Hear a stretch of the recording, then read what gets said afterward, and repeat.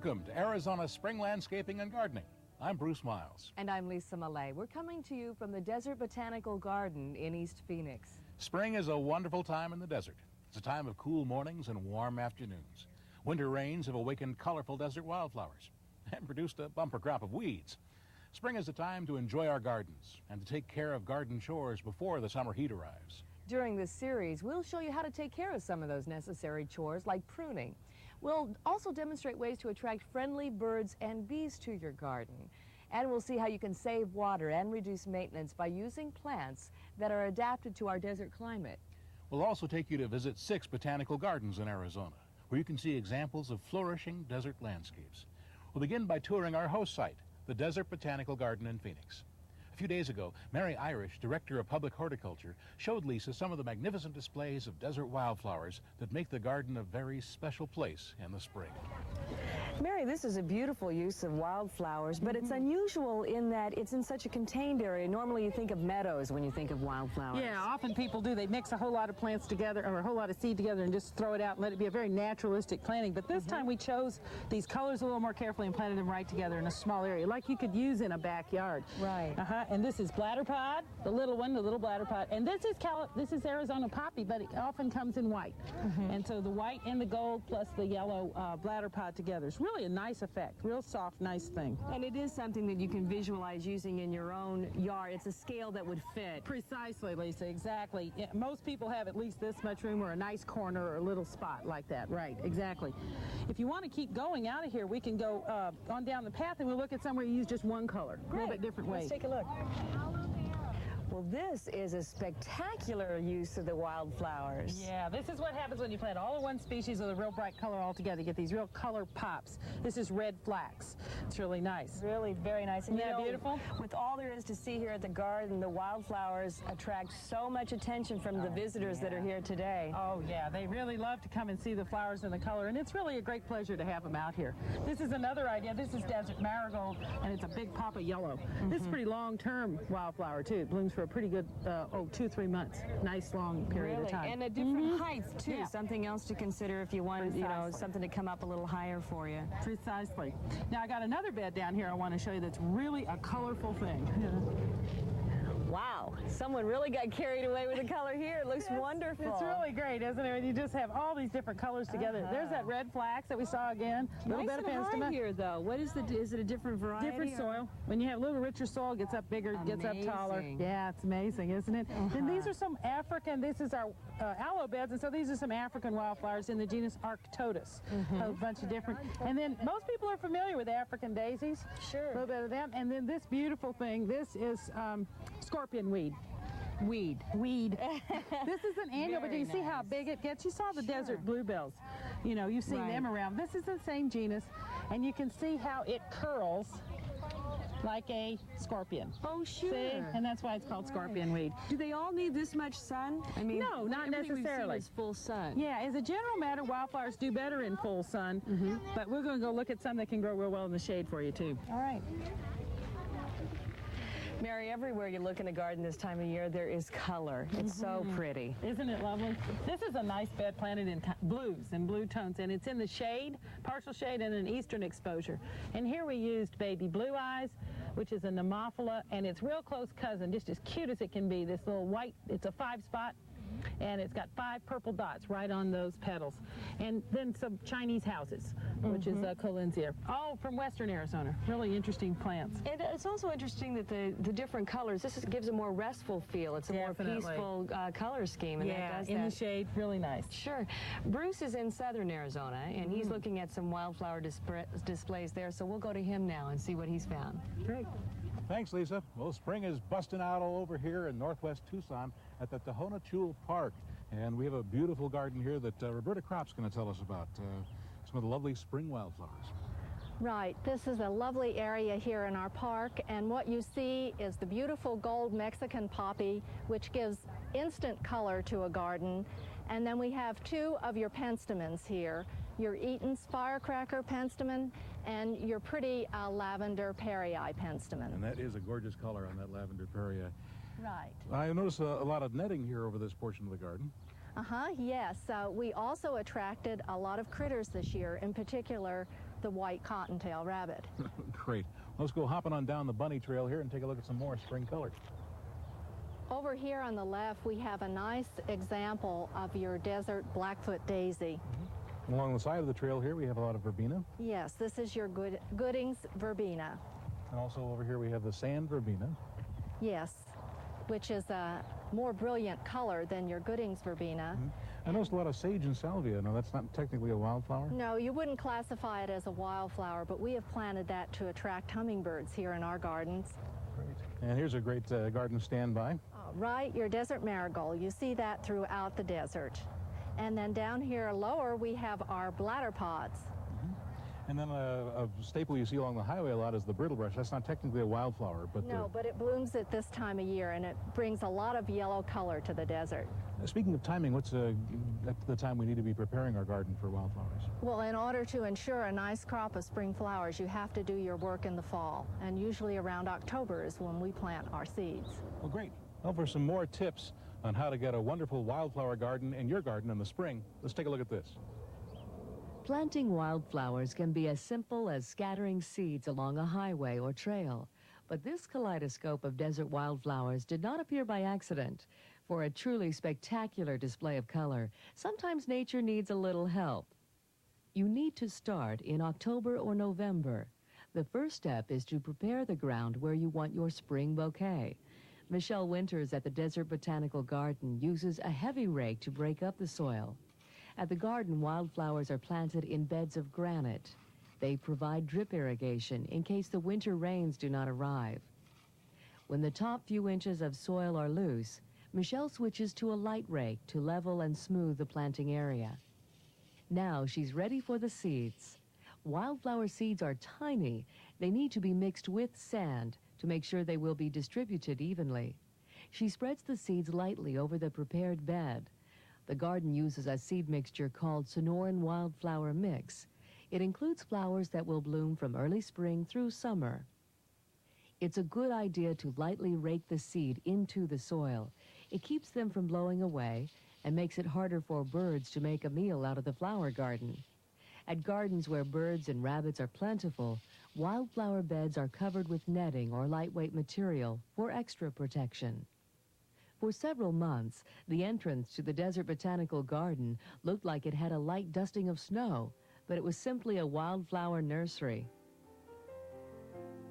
A few weeks after the seeds are planted, tiny seedlings begin to sprout up. By January, wildflower beds are crowded with lush green plants.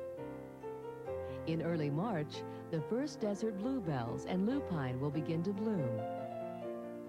And with just the right combination of water and sunshine, and not too many rabbits, you can enjoy a changing rainbow of wildflower blossoms throughout the spring and early summer. Joining me now to tell us more about perennial wildflowers is Rita Jo Anthony, owner of the Wild Seed. She specializes in the collection of native North American seeds. Rita, if we didn't plant wildflower seeds last fall, is it too late to us to add some spring wildflower color to our gardens? Certainly not, Bruce. You can still add some color to your garden by planting either containerized species, or you can plant perennials or some annuals from seed to get some summer and fall color. And perennial, again, means it's year-round every year it's going to be Yes, there. every year it comes up from the same plant. Well, let's see what you have here for some examples. Here's a bright yellow flower right here. Yeah, this is desert marigold. It's Bailea multiradiata. It's a perennial. It's very commonly seen throughout the Sonoran Desert. Right now you see it in full bloom all along roadsides, and it normally will have probably 10 or 20 different flower stalks that come up from this this flowery base. Great. This is just a young specimen. We've only got a couple here so far. Yes. Great. Let's see what else we've got here. This is a very small, delicate plant here. Yeah, this is Disodia pentaquita, or golden Disodia it's called. This is also a perennial that's very commonly seen throughout the Sonoran Desert. You can see this in mass on disturbed sites.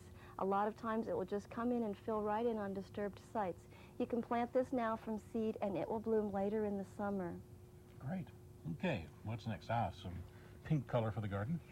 Oh, this is a very popularized perennial that you see throughout Sonoran gardens, and actually throughout United States gardens. This is a very popular garden plant throughout the United States. And this plant, you can see it has gorgeous pink flowers when they're open. It's a little bit wet right now, but they're usually about 2 to 3 inches across whenever they are open in full bloom. And you can plant this seed right now and it will bloom, when the weather cools off a little bit in the fall. So it will grow over the summer if you give it sufficient water, and then it will bloom again in the fall. Right now it is in full bloom in gardens, and it's a very pretty plant. It fills in, it makes a nice mass, and you can use it as a ground cover. Great, and you can buy it as an established plant now. Yes, all of what we're seeing you can buy as containered plants and set them right in your garden, or you can plant them from seed right now. Yeah, here's a desert perennial, as it were. Yeah, this is called a firecracker penstemon, and you can sort of see why.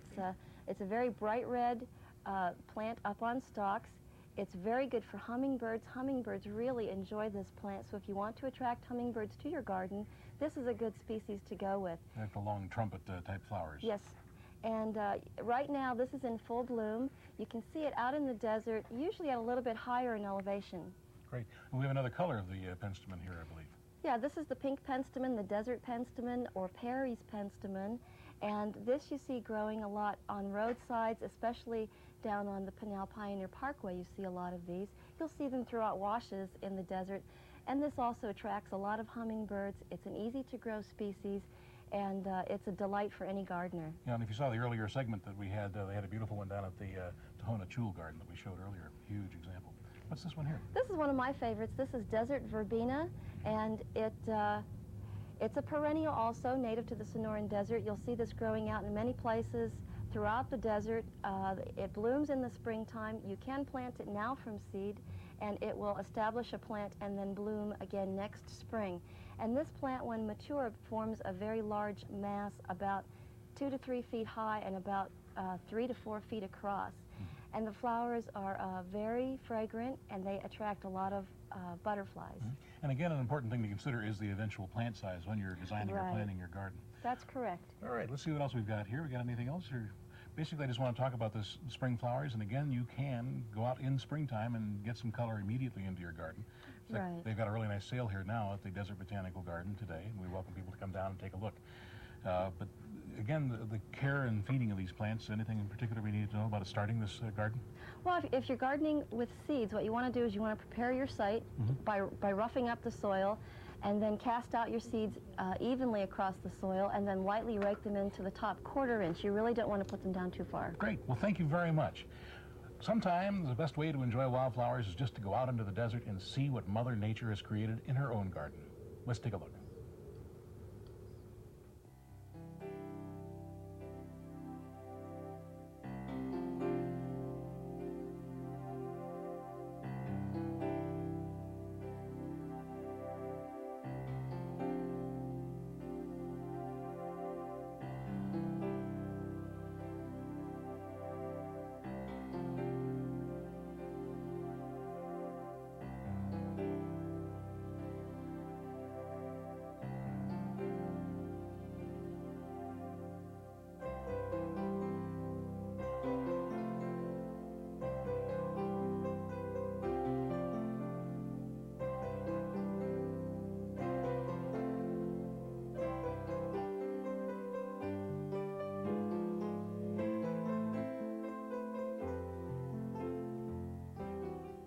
If you want to find out where in Arizona wildflowers are blooming, you can call the Wildflower Hotline at 481-8134. Because wildflowers are short-lived, it's updated weekly from February through April. Each year, the crop of desert wildflowers is dependent on fickle winter rains. Some years, the blooms are abundant. Other years, they're scarce. That's right, Bruce. And the water we depend on for our gardens and our homes is also subject to the erratic desert cycles of droughts and floods.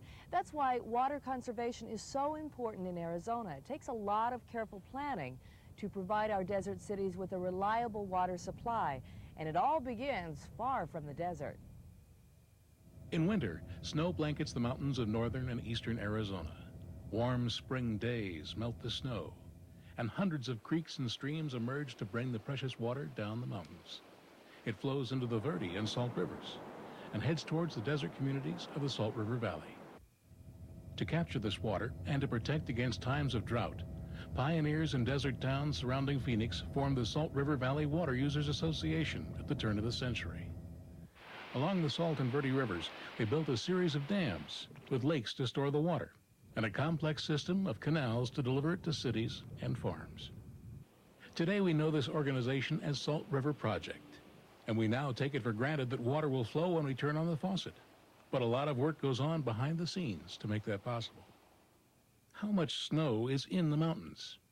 How much water is flowing into the reservoirs? This information is constantly monitored by SRP. Workers in the field measure snow depth, and sophisticated electronic equipment keeps track of water levels in the reservoirs. In the desert, snow, rain, and river flows can fluctuate wildly from day to day and year to year. The valley's needs don't change much from year to year, but the supply sure does. Modern computers help to predict short-term water supplies, but long-range forecasts are still iffy. John Keene is an executive water policy analyst for Salt River Project. And we have had really long wet periods in our history, relatively wet. And actually this is one of them. From about 78 until now has been wetter than average, with a couple of really extraordinarily dry years stuck right in the middle. But it's been kind of a wet period. All during the 40s and 50s, extremely dry, really big drought. Period from 1905 to 1920 was very wet. Period from 1898 to 1905 was the worst drought we ever had. So you get these big strings of dry years and wet years that come together, and we're lousy at predicting them. We just don't know. They don't come all that regularly. It may look like a lot of water stored in the lakes behind SRP dams, but our growing metropolis consumes an enormous amount of water. And in the desert, we can never take next year's rain or snowfall for granted. We've only got a year or two's worth of water storage in those dams. And if we can conserve, we can leave more up there to handle the next year, which may be dry. If we just use it like, hey, there's no problem, there's still water up there, and use it till it's gone, then what do you do when the drought hits? Well, let's hope we never have to find out.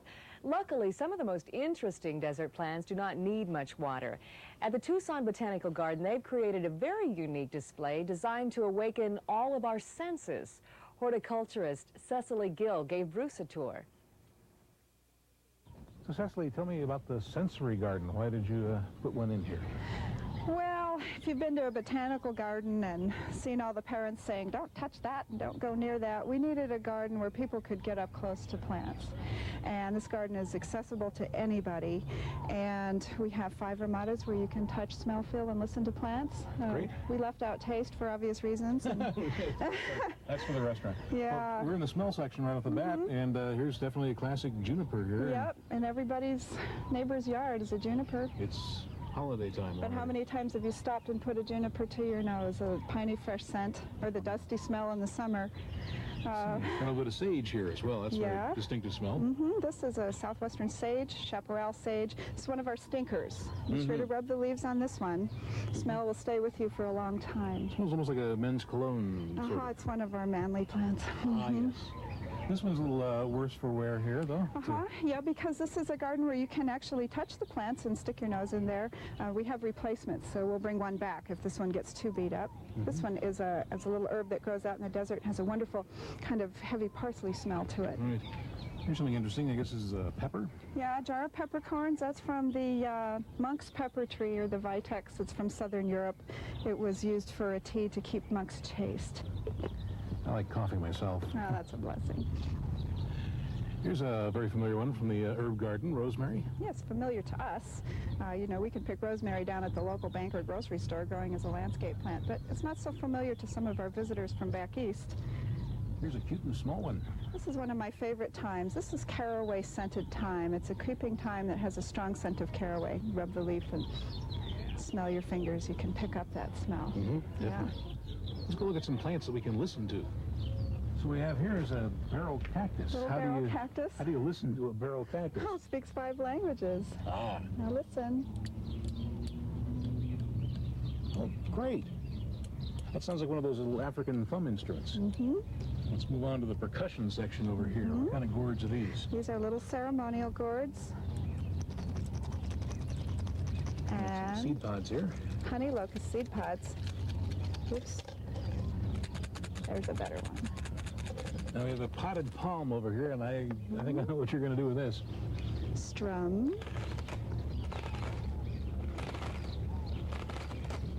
And then over here we got the leaves of autumn. We're making music over here. Wait, what is this plant over here, and how do you get noise out of it? This is a little kitten ears. Listen. I don't hear anything. That's the idea. It's quiet. Gotcha. It's a lovely fountain, but it serves more than just a decorative purpose, I guess. Yeah, it's a very pretty fountain, but the noise helps mask some of the city sounds that surround us. We're right in the middle of Tucson. Right. We're in the touch section now, and I guess it's the only section we'd find a sign on a potted plant that says, "Rub me." Yeah, we had fun with those signs. What's this? This is a cycad. It's a cardboard palm, and the leaves literally feel like stiff, like cardboard. Wonderful. And here's a soft cactus. This is a feather pincushion cactus where the spines are actually soft, and you can see where it's been rubbed away by lots of touchers. There's a cool plant here. This is an aloe. It's very smooth to feel. Doesn't have the sharp spines either. No, some do, but not this one. Here's a fun-looking plant. This is a totem pole cactus. This is a cactus you can really get your hands on. It's very bumpy and smooth. You have an unusual but fun garden here. Have you had a positive reaction to it? We have. I've noticed that people are a little shy about being allowed to touch something now. It takes them a couple of ramadas to get loosened up, and of course the kids are right in it. So wonderful. Thank you very much for giving us a tour. Thanks for coming. So are you inspired to start your own sensory garden? Well, joining us now to show us some of the plants that we might include is Carol Crosswhite. She's curator at the Boyce Thompson Southwest Arboretum near Superior. Carol, thanks for joining us today. What are some of the special plants that we might want to put in our own sensory garden? Well, let's start with perhaps the ultimate touch plant here. This is lamb's ears, and feeling it is a whole trip in itself. This is a drought-tolerant plant. But the leaves, both upper and lower surfaces, are covered with fine, soft hairs that give a lovely color change. And did you say this is a ground cover? Or? Yeah, you can use this as a ground cover or as a puffy border plant. And it also has beautiful, soft lavender flowers in the early summertime. And you can pick the leaves and use them as an element like in a dried wreath or bouquet. Oh, okay. So this can last for a long time, not only in your garden, but as accessories in your home. It's very nice. You have a couple of other samples and it's heavy too, to bring along with you. What do we have here? We've looked at something nice to touch. Now we'll look at something nice to smell. This is Salvia clevelandi, blue sage. Has lovely blue flowers. It's flowering now, actually, on large plants. This one has fragrant foliage. And when a large plant of this is in your garden, you can smell it just by walking past. You don't even have to touch it. But if you go ahead and touch a leaf, bruise it a little, an intensely minty fragrance rises up. Okay. So it's a beautiful plant. Is it a blooming plant? Pretty blue flowers, and it blooms through most of the spring months and again in the fall. Great. So many of the Southwest gardens they look but certainly don't touch. So this is a whole different aspect of gardening in the Southwest. Well, this one is a shrub that actually gets pretty tall. It gets to about 8 feet tall if you allow it. This is fragrance from the flowers. Sweet aloysia or sweet lipia, both names. And the flowers are not really flashy flowers, but they're intensely fragrant with the smell of honey. Oh, really? It can almost be overpowering if you have several of these bushes. I know a garden that has this around the doorway of the home, where you enter through a cloud of fragrance for most of the warm months of the year. Does it grow pretty dense? Yes, it does. Yeah. And it's a truly very drought-tolerant plant. This is one of the toughest plants you can have as far as low care goes, and it rewards you nevertheless with this beautiful fragrance. That's yes. wonderful. And what do we have here? This is a lot of color. Okay, we've had touch and smell, and this is touch as well as auditory. I don't know if we can pick this up or not. This is sandpaper verbena, and when you pet it, you can actually hear the raspy noise that the stiff hairs covering the leaves make. And as you see, we've got a bonus with these intense purple flowers that cover the plant in the warm months of the year. It makes a great ground cover. This is nice also if you have children and you want to get them into gardening. gives them something other to look at. Children, oh, let's see. Let's take that out so we can see it better. This is the petable pincushion. Try it, Lisa. Oh, sure. No, go on. Oh, of course. Kids love that. That's great. And it's even sort of mushy. You can press down on it without hurting it. A little spongy. And it feels just great, and it doesn't hurt the plant. Most cacti you really can't do that to. Oh, no. This is a nice landscaping plant for a shady area. Okay, well, thank you, Carol. You brought us some wonderful samples here, and we certainly appreciate that. And that's all for today. Next time, we'll look at some of the spring chores you need to take care of in your garden. I hope you join us for that.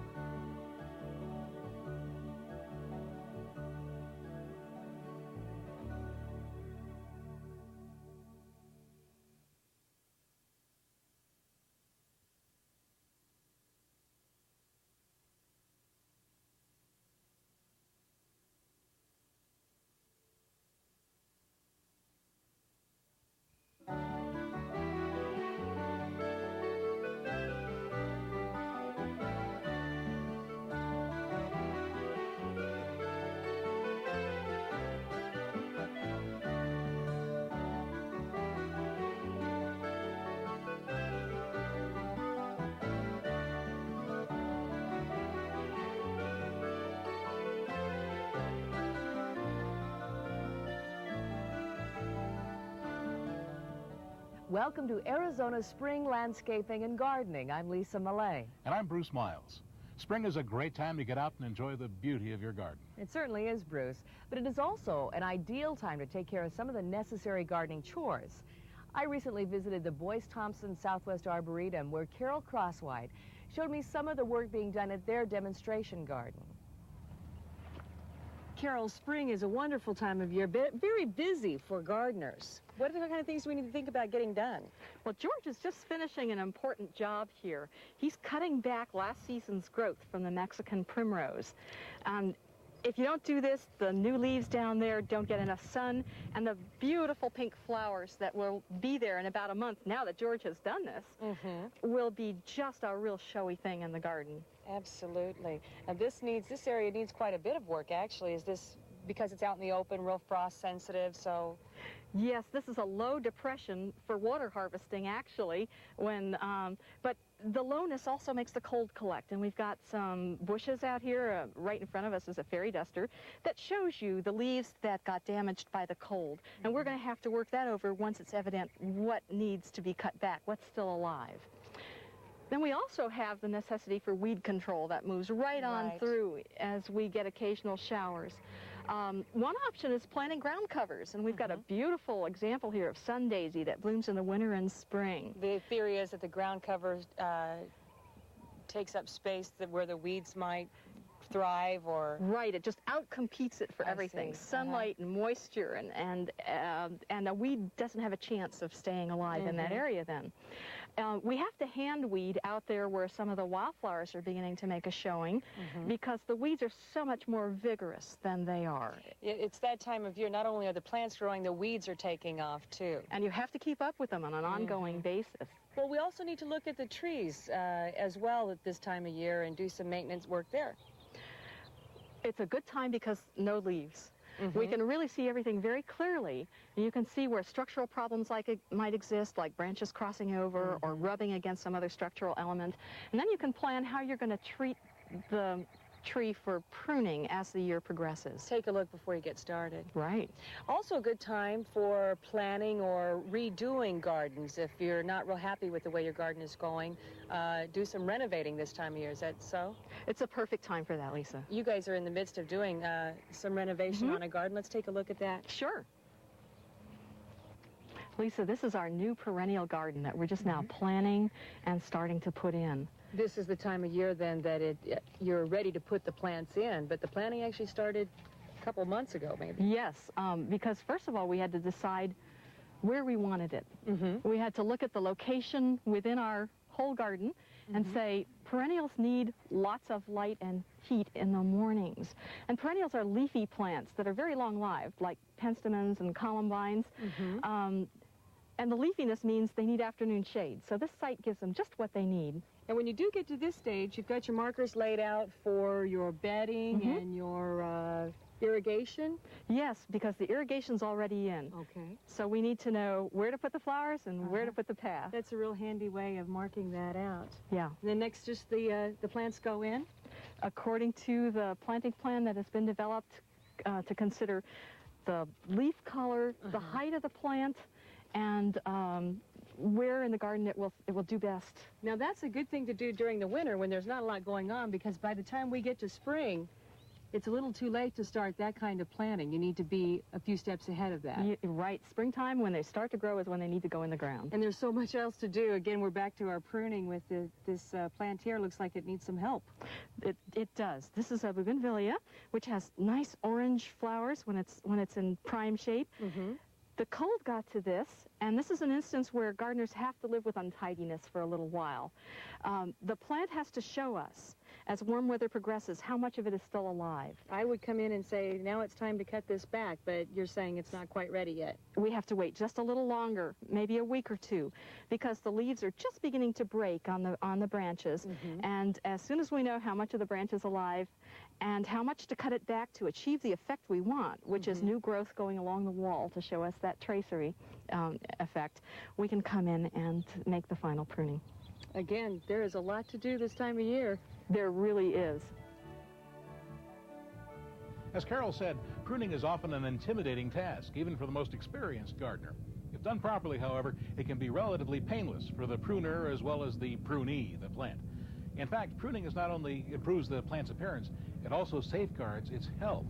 Cesar Maziere, Superintendent of Horticulture here at the Desert Botanical Garden, gives us some pruning tips.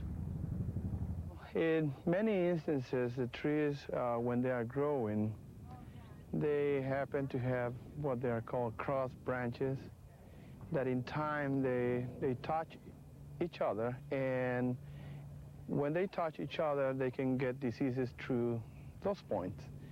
Also, they have dead branches, and dead branches are places where insects and some of the microorganisms can hide, and therefore the tree can get sick through it.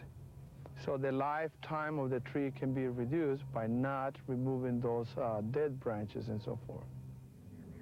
Before starting to prune, an inventory of the necessary equipment should be taken. Make sure each tool is clean so as not to spread disease, sharp, and an adequate size for the job. The first thing you do is open and space. Get underneath the tree, because you don't start to prune the tree from the outside, you start to prune the tree from the inside.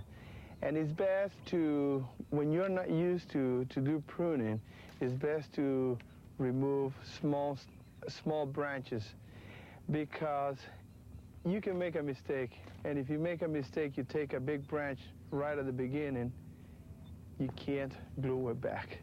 Basically, that's what it is. And so it's best to start with small branches, and little by little start to take more and more and more gradually until you get to the point where you can see the frame of the tree. When pruning branches, avoid making flush cuts. Leave about 1/4 to 1/2 inch of the branch in place. This will help minimize any damage to the surrounding area and promote quicker healing. If it is necessary to remove a large limb, experts agree that it is best done in stages. It's not advisable to make one cut, because most of the time the limbs are heavy, and they are so heavy that the bottom part of the branch can tear. So what is advisable to do is to take some weight off from the tree or from the branch that you are planning to remove, and then make what is called 3 cuts. The first cut goes underneath, the second cut on the top, and the third cut is the one that it goes close to the main stem of the tree. When severing any size limb, it is important to make the cut as smooth as possible.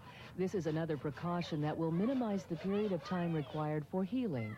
Because pruning is a cause of stress to the tree, ample water should be provided when finished.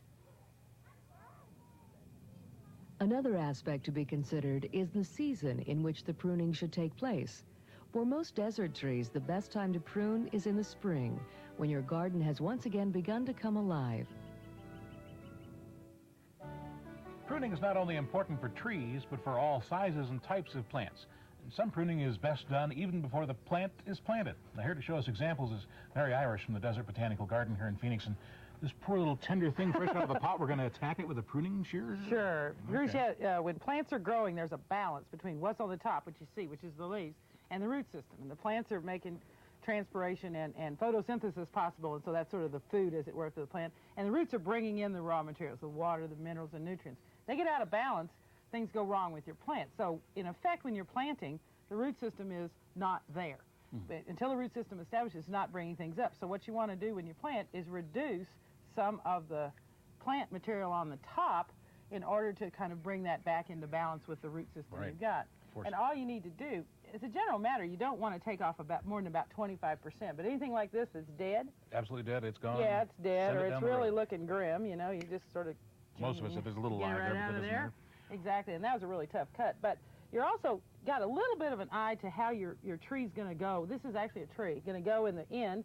And so you bring out anything that's in the middle, if that's part of your choice. See, so basically open out the up middle. The See, yeah, look at that.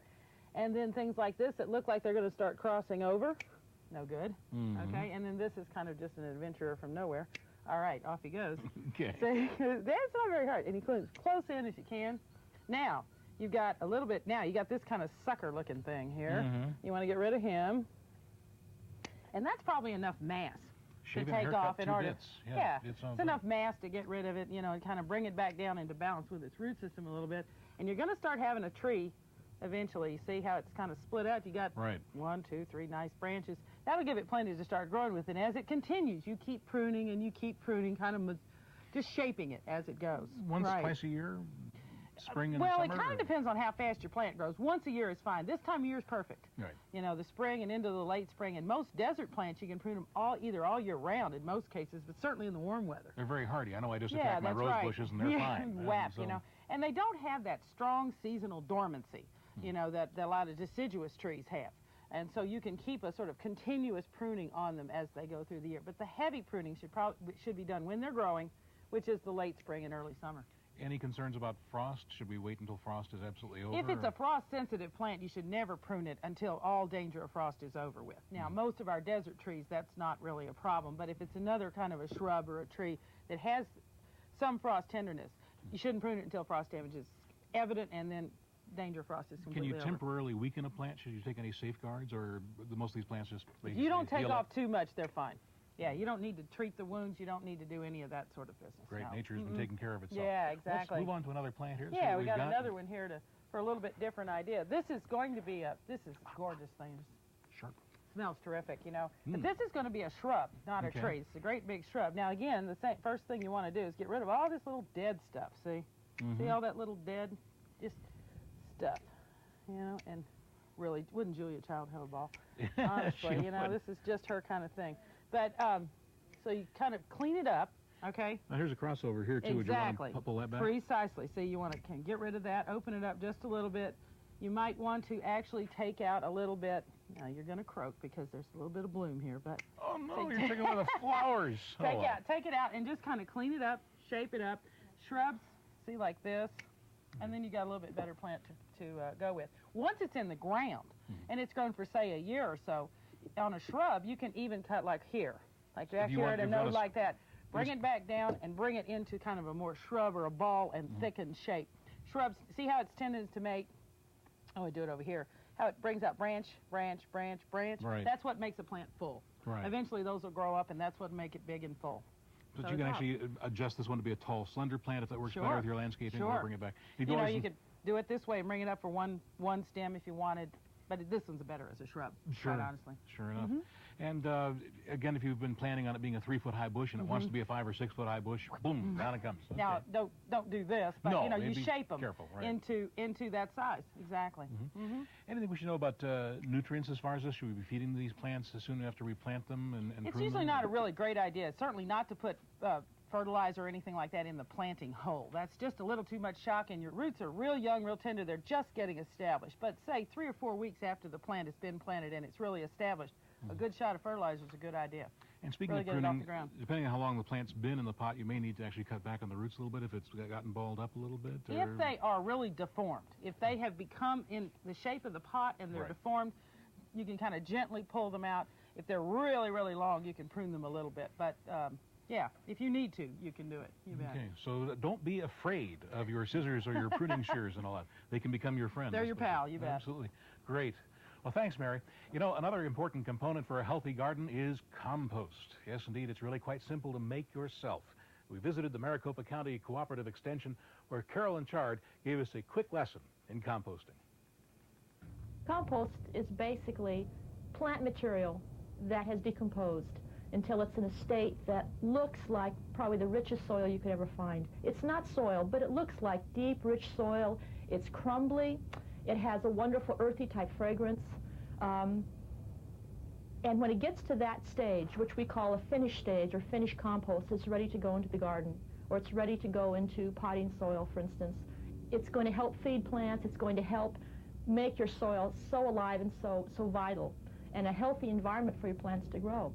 For desert soils, which are generally lacking in organic material, compost provides a number of benefits. It improves the water-holding capacity of sandy soils, as well as drainage in clay soils. It provides a slow release of nutrients for plants and feeds the beneficial microorganisms and earthworms, which make any soil a more fertile medium for plant growth. Composting is probably one of the easiest things a person can do because you're almost guaranteed success. It's not hard to do. Many people will use a bin using some type of material, and it doesn't have to be any one type or another. A gardener can use their imagination. You don't even need a bin, actually. You can just make a big pile in the corner of your fence or just a big freestanding pile in the middle of your yard if you wish.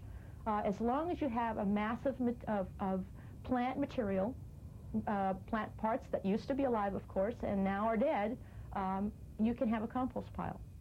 The essential elements that create a successful compost pile are carbon and nitrogen. Carbon can most readily be obtained from dry leaves and grass clippings, also from straw and newspaper. The materials which provide nitrogen include green grass clippings, manure, and kitchen vegetable scraps. One of the important things to do is to think about how much of the carbon-rich material you want to put in and how much of the nitrogen-rich. Most sources say 1 part of the nitrogen-rich for every 3 or 4 parts of the carbon-rich. So the ingredients are added together. Traditionally, they're layered, so you know how much material you have. You'll layer of nitrogen-rich and then a thicker layer of carbon-rich. But if you do the layering, which is fine, then you want to mix those immediately so that the microbes can get to those materials faster and the pile will start off better. The composting process can take anywhere from 2 weeks to 8 months or more. The amount of time involved depends upon the speed with which microorganisms can digest and recycle the compost material. A fast or hot pile is one that generates and holds the heat of intense microbe activity. It is not uncommon for temperatures deep within a hot pile to reach 160 degrees. To obtain this level of efficiency, it is necessary to turn the compost thoroughly and often. This increases the amount of oxygen available to the microorganisms and helps to neutralize any objectionable odors. It is also important to provide ample sources of nitrogen and maintain an adequate moisture level, which would be similar to that of a damp sponge. In the desert, this can be most easily achieved by placing compost in a shady area. Another consideration when building a compost pile is to add microorganisms right at the beginning. These can be obtained from a commercial compost starter or simply from several shovels full of manure, backyard soil, or previously finished compost. It is useful as well to keep compost materials small in size. a practice which helps to speed up the natural process of decay. So the compost is invaluable. It makes any soil better, and I guess that's the point. And you almost can't add too much. There are many different ways to use it. You can even put the finished compost on the surface of the soil and leave it as a mulch to protect the soil from drying out from the hot sun during our summer months. And then as you water through it, the water will carry bits and pieces of that compost down through the soil to feed the roots as a compost tea, for instance, which again is very nutritious for the plants. If you want more information about composting or other gardening questions, you can reach the Cooperative Extension's Recorded Information Service at 255-4980. Very helpful. With us now to answer some questions about common plant problems is Patrick Quirk, a horticulturist for the Desert Botanical Garden. Patrick, thanks for joining us again. Now, tell us, what is the problem with first this agave right here? Well, all three plants share a similar problem in that they're all more yellow than they ought to be, but each is yellow for a different reason. The agave, to start out with, has been made yellow by insect attack. It may or may not be visible, but there are little yellow mottlings on this plant, and that's been caused by insects basically sucking the juices and the chlorophyll out of the plant. What can we do to correct that, though? The correction is basically you have to control the insect problem. You have to check to see who's doing it and either remove them physically or with a pesticide. I think we're going to cover that more in another segment here coming up. This poor thing looks like it needs some serious help here. Well, yes, it needs one of two things done for it. It's yellow because it's overcrowded in the pot, and its soil is becoming exhausted of nutrients. So repotting is one good solution for it, and this particular plant will spread to fill any pot. And fertilization may also be very much a benefit for that. The dead tips are also a part of the problem, but also occur sometimes with this plant even just by nature. And what is the name of this plant again? This is an aloe of some species. And would you want to lop those off, those dead ends off the top of that? It's not necessary for the health of the plant, but it may be necessary because of your aesthetic. I might like to look at it a little bit more. What about this little one? This poor fellow has received too much sun. It's a plant that normally grows in about 50% shade by nature, and it got a bit more than that. So it's had its color changed to kind of a reddish yellow, which may be fatal if it continues. It would eventually turn brown, which would be like a third-degree burn on a human being. The solution here is to simply raise it in a bit more shade and be conscious that the sun can burn plants as much as it can burn you. If it starts looking like that, you know that's what your problem is. Precisely. We have a little prickly pear here. Now is this going to make it, do you think, Patrick? This pear is actually in relatively good shape because this lovely new growth is coming out. But around here on this side we have a common problem with prickly pears, and that is this white fuzzy material here, which is known as cochineal scale. It's natural for prickly pears to pick it up. It does it all the time. And it's rather, if you have prickly pears, you will probably come up with it. The way it kills the plant is mostly by two means: sucking out the juices, the scale does that, and covering the plant so thickly that it can't receive sunlight. The best solution is simply to wash it off with a jet of water. Soapy water is even more effective. Oh, pretty simple then. Yes, it is. Okay, thank you. We have a sample of desert grass here, and it looks like it's dying. Well, this is one of these deceptive plant problems. This plant is actually having no problem of any description whatsoever. Oh. It is dormant. It grows in the summertime and remains dormant in the winter. This growth here is just last year's now dormant growth. The plant is already beginning to break dormancy. As you can see, there's green showing up along it. Being this is springtime and the weather is warming, that's natural. If you just let it go, it will continue to awaken and look fresh and green in the summer. If some of this material, like with grass, you oftentimes come up with stuff that doesn't come back, you can remove it or leave it, whichever you wish. So the key here is knowing your plant and not trying to doctor something that doesn't need doctored. Right, don't overdo your doctoring. You know the plant and only treat problems that are a problem. Okay. Well, are we having problems here? Yes, just a few. You may notice these plants seem a little eaten around the edges. Okay. That's very simply because they are. This has been done by rabbits. Oh, okay. And we're familiar with that here. Yes.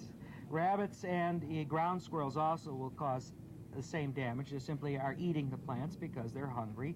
And your best solution is to somehow keep the rabbits and ground squirrels and the plants separated from each other by whatever means necessary. And netting works well with that, the lightweight? Fencing, netting. The ground squirrels can climb fencing, so to prevent them, you have to cover the whole thing. With rabbits, a fencing is usually sufficient. Okay. Well, you've helped us very much identify some of the problems, Patrick. Thank you again for all your help. For certain. Let's hope we don't see too many of these problems in our own gardens. If you want to see some healthy gardens at their best, spring is the perfect time to get out and visit the botanical gardens around Arizona. And there are 5 major desert gardens to see in our state. If you're looking to add low water use plants to your garden, Arizona's botanical gardens are some of the best places to begin. The 5 desert gardens give you a chance to see full-grown plants in natural settings, as well as offering small plants for sale. Boyce Thompson Southwest Arboretum is the oldest public garden in Arizona. It was founded in 1927 by Colonel W.B. Thompson along Queen Creek in a canyon below Picket Post Mountain. A 2-mile loop trail showcases a wide range of desert-adapted plants from around the world. Located about 60 miles east of Phoenix, you can get there by taking the Superstition Freeway to U.S. Highway 60. Continue east to the Arboretum just west of the town of Superior. For more information, call 689-2811. Tucson Botanical Garden is located northeast of the University of Arizona. It also houses the Native Seed Search. To get there from Phoenix, take Interstate 10 south to the Grant Road exit and go east to Alvernon. Call 326-9255 for more information. The Arizona Sonora Desert Museum is also in Tucson. It's well known for its exhibits of desert wildlife as well as plants. You can get there by taking Interstate 10 to the Speedway exit and following the signs west to the Saguaro National Monument. Call 883-2702 for more information. The Desert Botanical Garden in Phoenix is just east of downtown. Located in Papago Park, the garden spreads over 145 acres. It was established in 1939 to preserve a desert oasis in the city. You can reach the garden by taking either Van Buren or McDowell Road to Galvin Parkway. For information, call 941-1225. Our state's newest botanical garden is Tohono Chul Park in North Tucson. It was created in 1984 around an old adobe home that had been a winter retreat. Today, 36 acres with winding paths and shady ramadas are devoted to preserving the small part of the Catalina foothills. To get there, take Interstate 10 south to Ina Road and then east to Paseo del Norte. For information, call 742-6455. I visited several of these gardens recently, and it is a fantastic way to spend a day. So, Bruce, what's on our next program? Well, next time we're going to learn more about water-saving landscape techniques known as xeriscape. It doesn't mean just granite and cactus. It can be actually very lush and colorful. Hope you'll be here.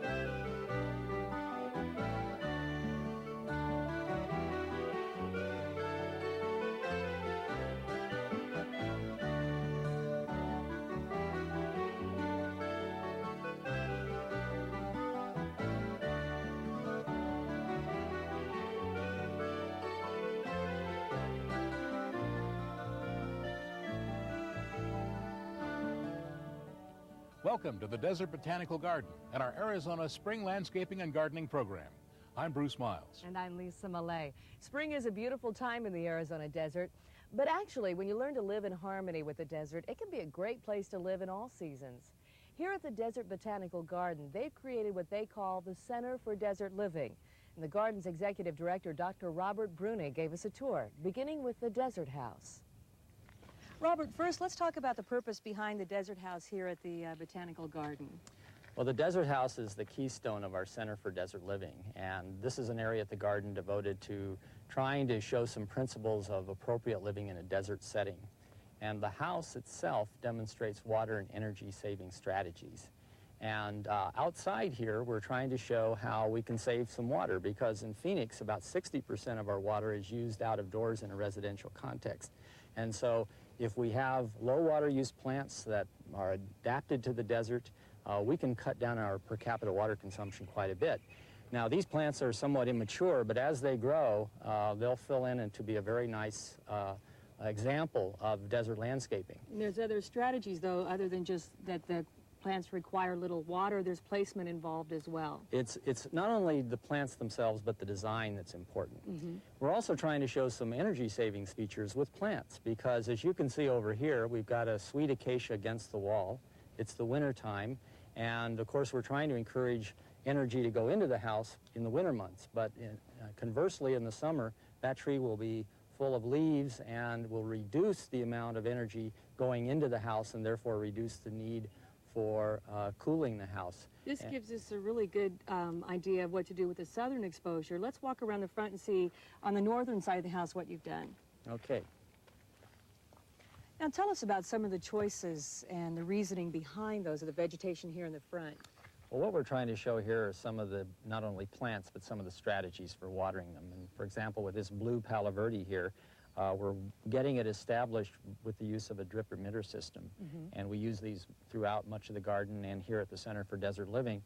And, but we're also showing some other ways to get water to plants. For example, right here we have a very shallow basin around the tree, and as rain falls on the ground, it'll just run right down and collect around the base and soak in. And it's a very direct and inexpensive way to get extra water to your plants. Not for aesthetics, but very useful practice. And in the background, I noticed that there's some netting over some of the younger plants. Those are to protect seeds and seedlings from birds and rabbits for our wildflower displays. We have, we try to show the use of wildflowers in gardens, and they're very beautiful, but out here in the garden we have lots of birds, and if we don't protect those seedlings, they'll all be gone before we know it. I'd like to take you down to the rest of the Center for Desert Living and show you some of these plants as they look when they get a little more mature in your home garden. Terrific. Let's take a look. Well, this is certainly a much different look than the gardens we've just been at. Well, this shows you a garden after it's matured for a few years, and this has been in about 6 or 7 years. And what we're showing here is the tremendous diversity of plant material available for a desert landscape. People think of desert landscapes as being kind of empty and gravelly. And the reality is that there's a wide variety of plant material available for desert landscapes, and many of them from the deserts right around here and from other parts of the world. And we're showing trees for shade, cacti for form and drama, shrubs for color and flower color, and ground covers and wildflowers, vines. We have it all here in this demo garden, and we can give you a very, very lush and diverse look. I noticed even we have some in bloom right now. That looks great. Well, even here in late winter, we've got something in bloom, and we've got this garden set up so there's something in bloom every single day of the year. There's something that's pulling in the hummingbirds, and it's a very pleasant experience to be in a desert garden. You've got a year-round experience. That's a neat thing to keep in mind as you're planning, not just placement for the growth of the plant, but also for what you want out of your garden. I call it gardening choreography. You know, it's thinking ahead of what you want to see all year long and planning it, and then it happens if you do it right. A beautiful example. Thank you. One of the key elements to a successful water-saving landscape is to use water efficiently. And one of the best ways to do that is by using drip irrigation. With us this morning to tell us more about how a drip irrigation system works is Terry Michael, horticulture agent for the U of A Maricopa County Cooperative Extension. Terry, give us a real rough definition or simple definition of what drip irrigation system means. Well, in its simplest way, a drip system is a controlled flow system where they meter out through engineering and orifice size and pressures.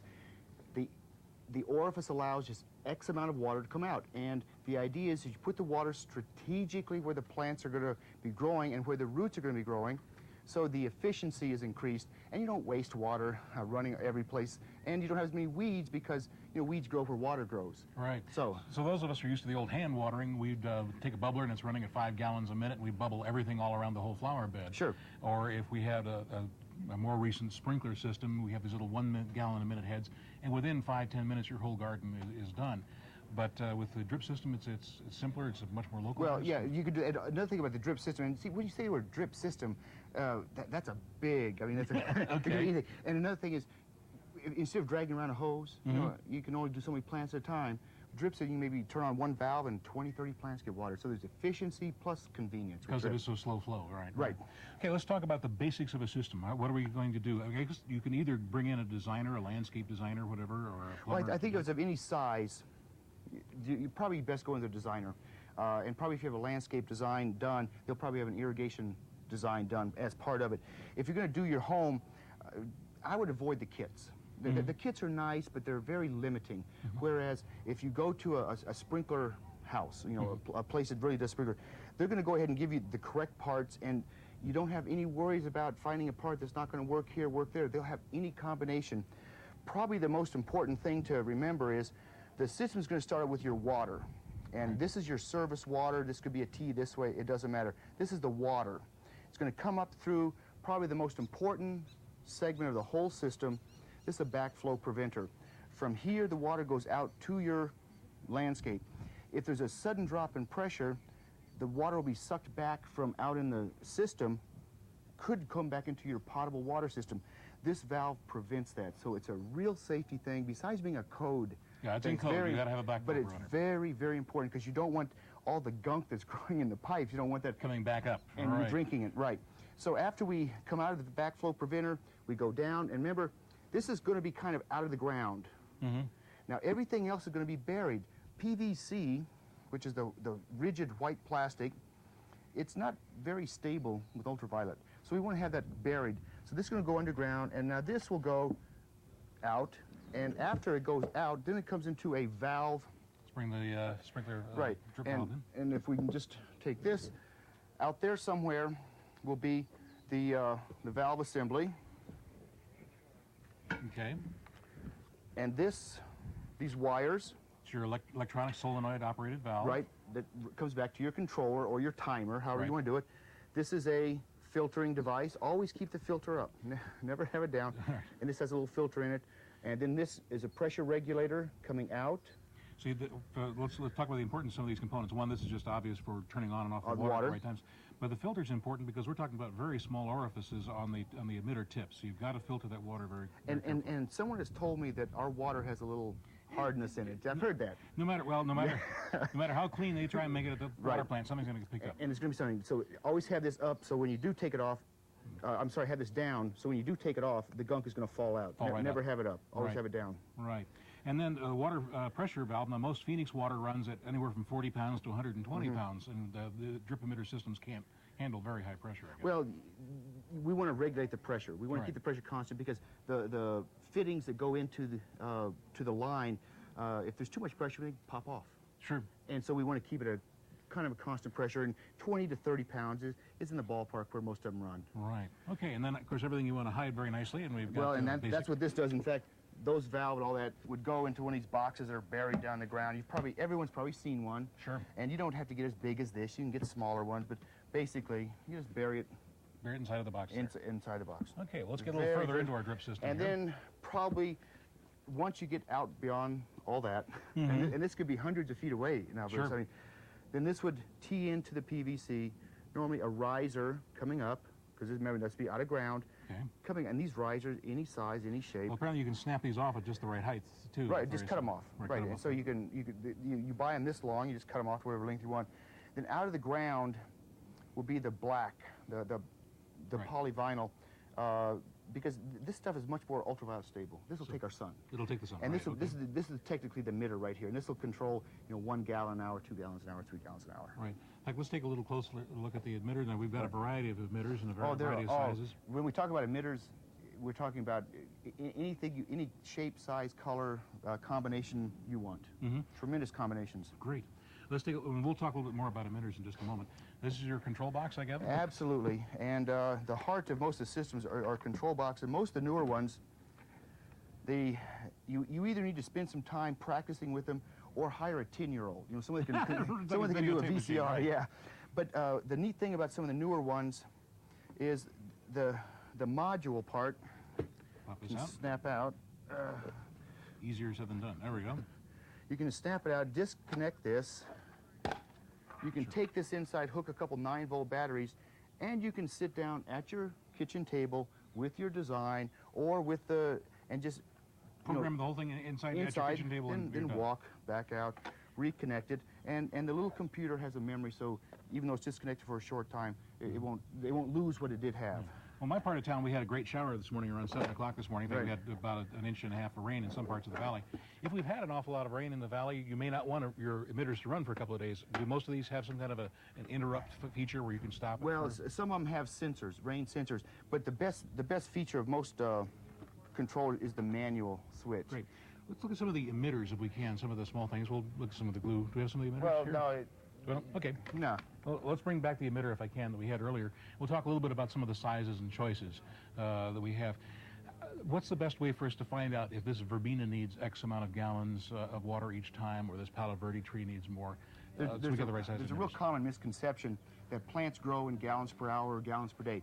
What we need to think about more is a smaller plant needs a smaller volume of soil wetted. And every time the dripper does come on, it's going to wet a certain volume. A gallon of water wets about a cubic foot of soil. And if you look at a verbena or a penstemon or some of these little plants we have here, a cubic foot of soil is pretty good.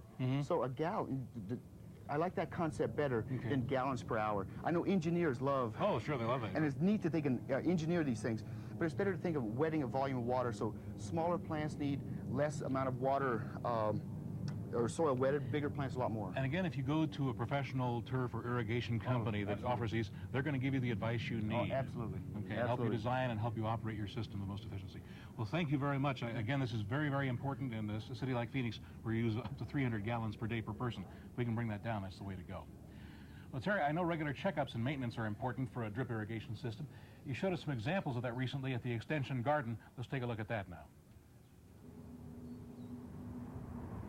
When we talk about maintenance of a drip system, we're talking about many, many possibilities for something to go wrong, because there's lots of different fittings and emitters, and you can start anywhere you want. I've just decided to start at one of the more obvious things that some people probably think they're doing the right thing when they put on one of these Y-gate strainers. They put it on, but if you see this one, it's going up, which means when you unscrew this cap to clean out the filter, any gunk in there will then just fall down into the line. So the strainer should be down in the down position. And after we've got the strainer in the right place, one of the best things about a drip system, the timers can be in all arrays of sophistication, but generally they have a manual switch. If you hit manual, then you can just turn it on, and by turning it on, you open the valve, let the water through to the system, and it's an easy way just to quickly check to see if there are any leaks anywhere. Here it comes.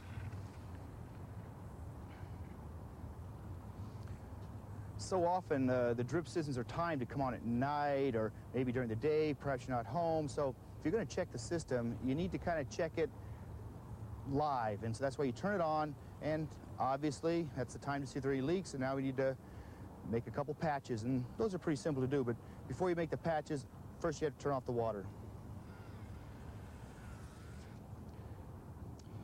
In this case, it happens to be kind of a drip tape, a polyvinyl drip tape that sprung a leak, and They're pretty easy to fix. You just normally cut it. And these handy dandy little fittings, you just slide it on, and then they screw tight and make the tight fitting.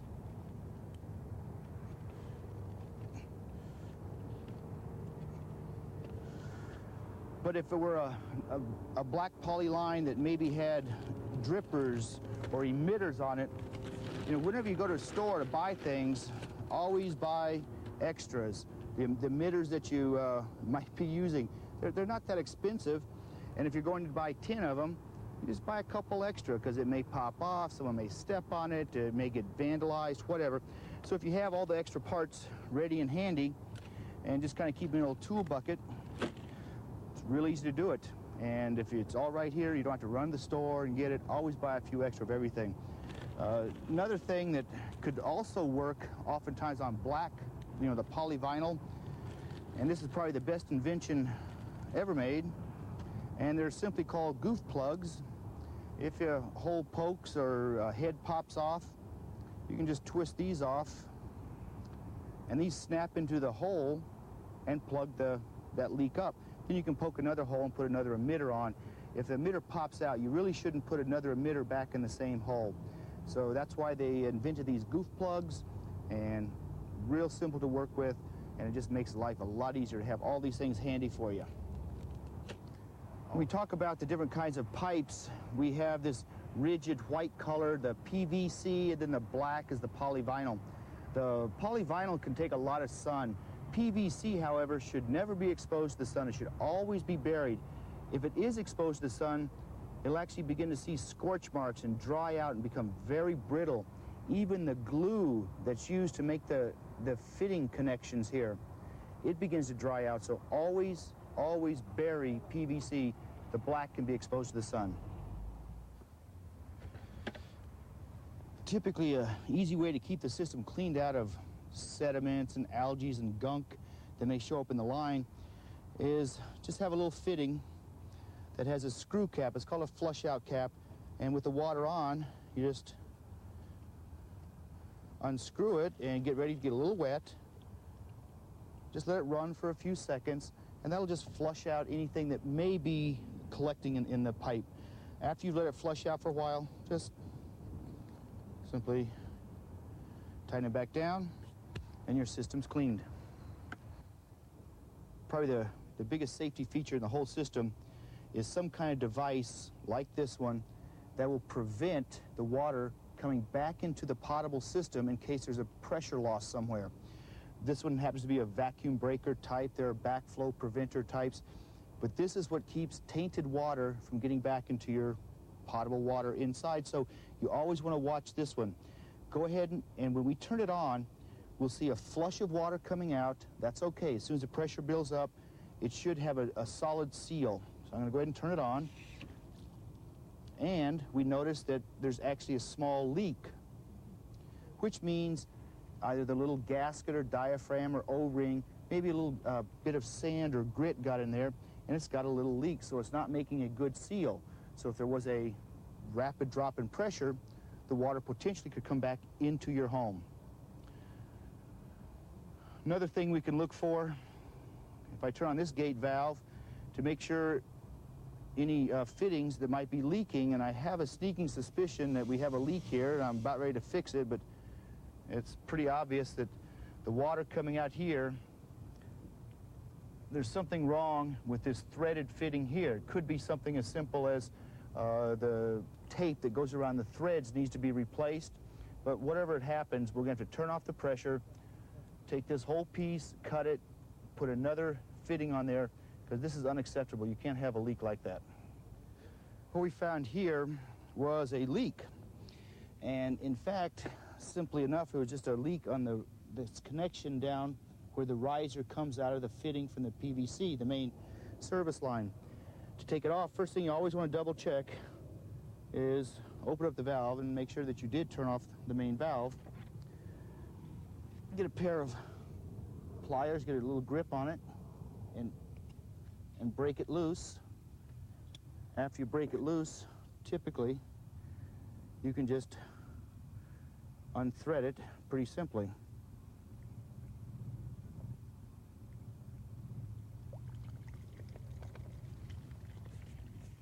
Well, I took that old riser out because it had some broken threads, and that's where the leak was coming from. I've already attached the valve onto the new riser.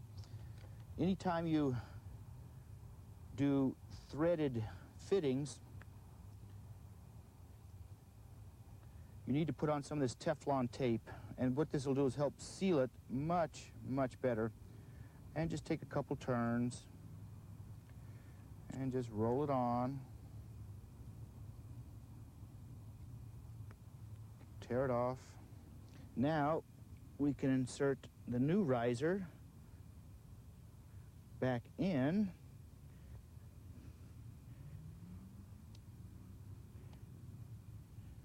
Snug it down.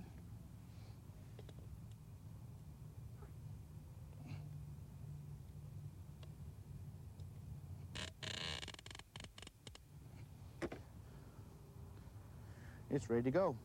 All we do now is put some more Teflon tape on this fitting and reattach it back to the fitting that was on there before. And that's how you fix a riser. Maintenance of the drip system is something you need to do probably weekly, because when you get out there and you find leaks or popped heads, you need to fix them, because what you want with the drip system is putting the water strategically where the plants are. Therefore, you can have healthy plants. So it's a good idea to check your drip system and keep that maintenance up. If you want to find out more about drip irrigation or xeriscape gardening, a good place to start is your city's water conservation office. Many cities provide free information, and some have xeriscape classes and even rebate programs for conserving water. It's a good thing to check out. In Glendale, they've installed a xeriscape botanical garden around the city library. Glendale Water Conservation Coordinator David Schultz gave Bruce a tour of their demonstration garden recently. One of the nice things about a demonstration garden is you certainly get a wide variety of plants, like this one here. It's beautiful. Well, this Texas mountain laurel is a lovely, lovely tree, and I hope that we see more of it in landscapes. The thing that's interesting about this tree is that because of what it says in its botanical name, segunda flor, it means it blooms every other year. So people putting this in their yard expecting it to bloom every year may be a little disappointed, but it's a tree that they should definitely consider for putting in their yard. And it's an early spring bloomer. Yes, it is. Now we certainly can get some vivid reds from this fairy duster here. Fairy duster is a lovely plant, which I hope also to see in more landscapes. It is quite vivacious in its color. And also, we wanted to show people how large plants will get. So this is another reason for the demonstration garden, because this plant, as you can see, is quite large already. Okay. Let's take a look at ground covers over here. Ground covers play a very important role in a landscape. You can see that the beauty that they provide, with the fact that they are low water use, they also can be beautiful. And we try to demonstrate some of the examples, like the African trailing daisy and the red devil verbena, to show just how much they add to the overall beauty of a landscape. This verbena is definitely a very dynamic color of red. It's gorgeous. Absolutely. Let's talk a little bit about trees and how to change emitters when they mature. Well, most homeowners make a mistake that when they plant a tree, they leave the emitter right by the root ball. That's fine for about the first 6 months, but after that, the roots of the tree are out under what we call the canopy line looking for water. So that's why we want to move the emitters out where those roots are at, so the tree can do a lot better, much healthier tree. Yeah. Now, a garden that's xeriscape doesn't necessarily have to be all very dry vegetation. You can have a very lush part of your garden, can't you? Yes, you can. An area such as what we've tried to demonstrate with, like a patio area, is what we call a mini oasis, where you'd have a number of your plants that might be a little more water intensive in their use, but then it transitions out, as you can see, from the plants in the planter to the turf and then into the xeriscape type plants. Well, Dave, while we're on the subject of shade, what kinds of plants have you found do well with little or no direct sunlight? Well, this is one of the most frequently asked questions. What plants will do well in the shade? And that's one reason why the xeriscape garden has been experimental to see what plants will do well in the shade. Like this large rosette agave, lovely, lovely agaves, seems to be doing very well in the shade, although most agaves do like to have full sun. Got a ground cover over here with an unusual name. Yeah, the elephant food is another very lovely ground cover. It's a ground cover I hope to see in more landscapes. People have said it will do well in the sun, but for our use here, it seems to be doing very, very well in the shade. And speaking of a dual-purpose plant, this vine here seems to be doing well in both the sun and shade. Yeah, Carolina jasmine, a lovely, lovely vine that seems to be doing very well in the shade. And this is a vine that more homeowners could consider using in a shaded area. It seems to be blooming and doing very nicely. Well, we're moving from shade to the sunniest and driest part of the garden. It's the cactus garden. And one thing you were recommending earlier was that cactus, generally the drier plants, should be planted further away from the house than others. Yeah, generally an xeriscape principle is plants that use the least amount of water planted further away from the home, and generally because it's a little more difficult maybe times of water if they're not on an irrigation system, and also because most cacti don't need as much water. They, for the most part, can get by with maybe watering by hand or whatever, maybe once a month. Mm-hmm.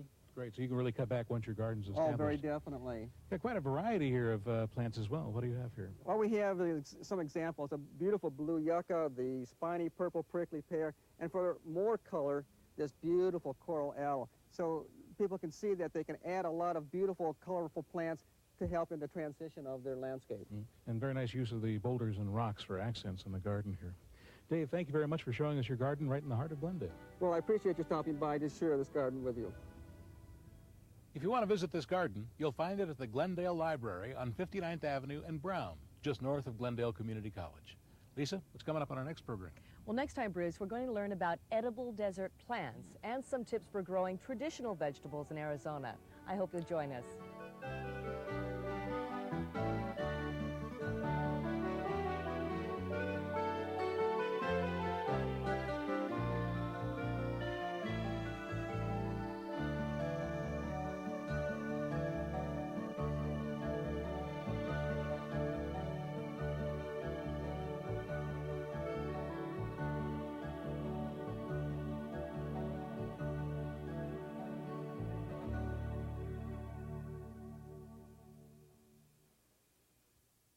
Arizona Spring Landscaping and Gardening is made possible by a grant from Salt River Project, working together to encourage the wise use of water by all those who share our desert's water supply.